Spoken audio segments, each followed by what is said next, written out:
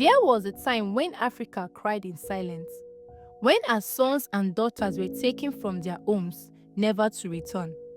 It was called the transatlantic slave trade, and it lasted for over 400 years, from the 15th to the 19th century. European traders came to African coast, to places we now know as Ghana, Nigeria, Angola, Benin, Senegal, and beyond. They didn't come to build or to help, they came for people.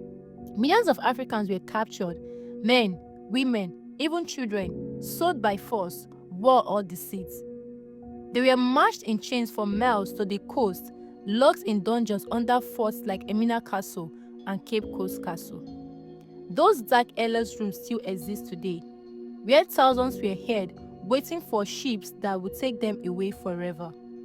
When the ship arrived, the Africans were branded, shackled, and packed tightly together, sometimes 500 to 600 people on one vessel.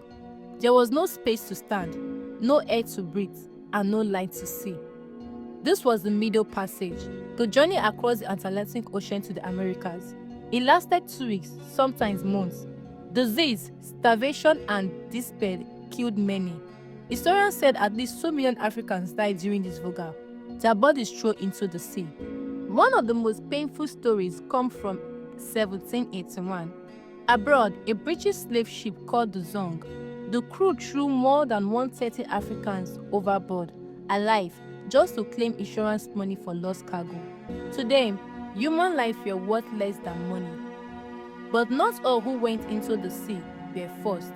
Some jumped willingly, choosing the deep over chains.